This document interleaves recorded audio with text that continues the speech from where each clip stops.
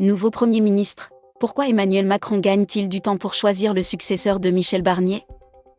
Le chef de l'État consulte depuis plusieurs jours afin de trouver un nouveau locataire de Matignon et reçoit les responsables des partis, hormis LFI et le RN, ce mardi à 14h.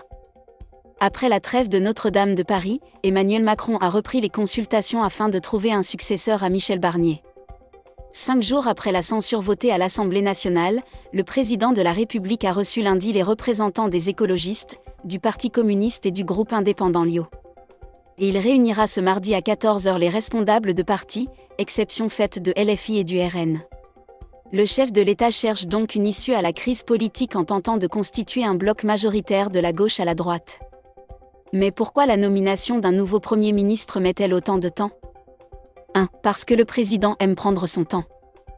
Lors de son allocution à l'Élysée, jeudi soir, Emmanuel Macron avait promis de nommer un Premier ministre, dans les prochains jours, pour former un gouvernement d'intérêt général.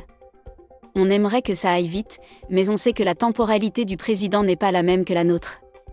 Soupire un proche de Gabriel Attal. Cet été, le président avait déjà pris son temps, avec 51 jours entre la démission du gouvernement et la nomination de Michel Barnier. Pressé par ses soutiens, le chef de l'État a préféré temporiser une nouvelle fois en indiquant lundi à ses interlocuteurs qu'il repartait dans une nouvelle tournée des popotes. Promettant une nouvelle méthode, le président a évoqué une réunion des différentes forces politiques pour échanger sur une plateforme programmatique, dont le coup d'envoi aura donc lieu ce mardi après-midi. Une manière de jouer au maximum la concertation et de rester au centre du jeu. 2. Parce qu'il veut se détacher du RN. Depuis son entrée à Matignon, Michel Barnier était sous la menace de censure de la gauche. Dans cette équation, c'est le Rassemblement national qui avait le doigt sur le bouton du siège éjectable, lui offrant une place de choix dans les négociations avec le gouvernement. Le RN, il ne faut rien leur donner et pas même leur parler, regrette Erwan Balanant, député MoDem du Finistère. C'est désormais cette voie que semble avoir choisi Emmanuel Macron, qui a refusé de recevoir Jordan Bardella et Marine Le Pen. Pour éviter la pression du RN, le président tente plutôt ces dernières heures d'élargir le « bloc central » vers la gauche. Il a répété que la solution ne pourrait plus ou pas reposer sur un accord avec le Rassemblement national, s'est félicité Marine Tondelier, la patronne d'Élevant sortant de l'Élysée ce lundi.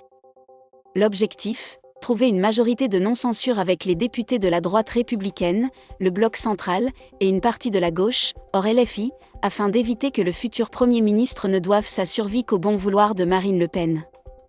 3. Parce que personne ne s'accorde sur un nom. Si Emmanuel Macron s'efforce de mettre tout le monde autour de la table, il sait bien que le plus difficile sera de trouver un accord sur le profil du futur Premier ministre. Laurent Wauquiez a déjà fait savoir qu'il souhaiterait voir une nouvelle figure de droite succéder à Michel Barnier, ne jugeant pas crédible l'hypothèse d'un Premier ministre socialiste, alors que les noms de Bernard Cazeneuve ou Jean-Yves Le Drian sont évoqués. De l'autre côté, LFI a prévenu qu'il censurerait toute personnalité hors du nouveau Front populaire.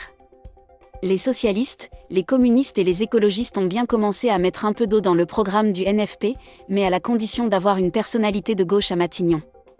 On est d'accord pour faire des compromis, mais cela doit se faire autour d'un gouvernement de gauche, pousse Arthur Delaporte, député du Calvados et porte-parole du groupe socialiste.